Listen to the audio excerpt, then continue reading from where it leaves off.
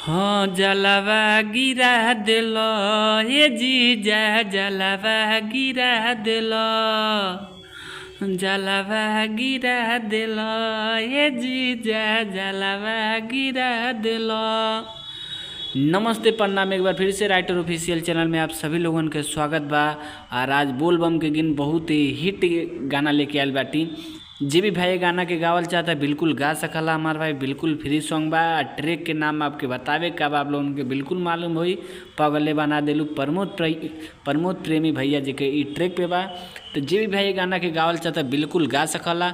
अगर writer official channel पे आप नया है तो राइटर ऑफिशियल चैनल के आप लोग सब्सक्राइब करी, कहें कि यहाँ आप लोगों के डिमांड के गाना वाला। तो चलिए बिना टाइम वेस्ट करे शुरू कर जाए आज के वीडियो देखल जाए कैसन बा।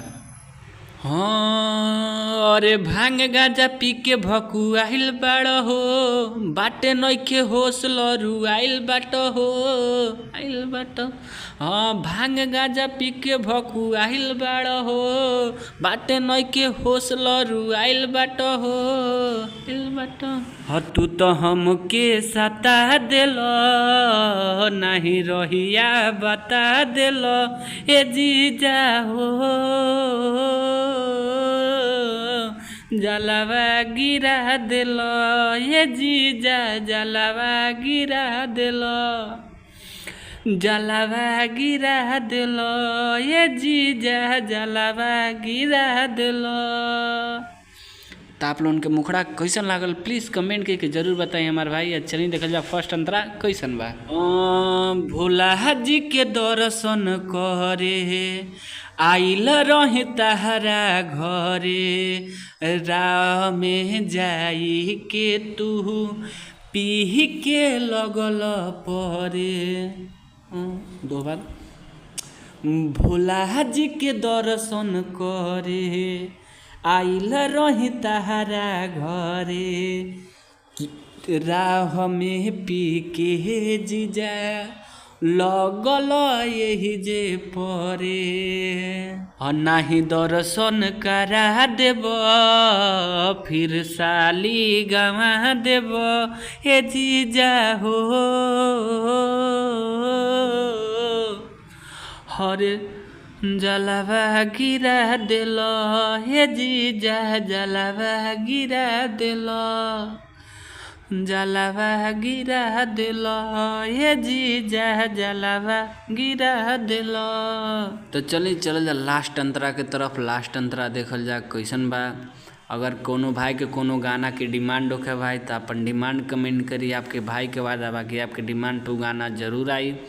और एगो भाई के कमेंट बा आपकी स्क्रीन पे शो करत होई, भाई के कमेंट कर रहा है कि भैया गाने में नाम आए चाहिए। तो भाई के मुकेश यादव नाम बा, भाई के नाम बा। अगर आप भी चाहते हैं आपके भी गाना में नाम है तो अपन नाम कमेंट करिए, आपके भाई के बाद बाकी आपके नाम जरूर आई।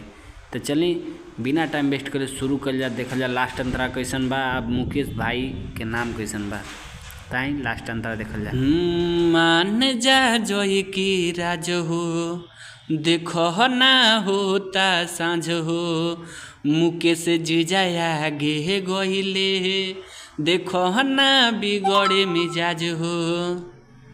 दो बार हाँ मान जा जोई की राज हो, देखो ना होता सांझ हो, मुकेश जीजा आगे गइले, देखो ना बिगड़े मिजाज हो। तू सारा भुला दिलो, नहीं वादा निभा दिलो ए जीजा हो। जलवा गिरा दिलो ये जीजा जलवा गिरा दिलो जलवा गिरा दिलो ये जीजा जलवा गिरा दिलो। तो आप लोगों के वीडियो कैसन लागल प्लीज़ कमेंट करके जरूर बताएं। और कमेंट करके बताइए अगला वीडियो कौन टॉपिक पे आवे के चाहिए, ऑर्केस्ट्रा सैड सॉन्ग जौन भी आपके डिमांड हो कमेंट करिए। आपके भाई के बाद आपके डिमांड पे गाना जरूर आई।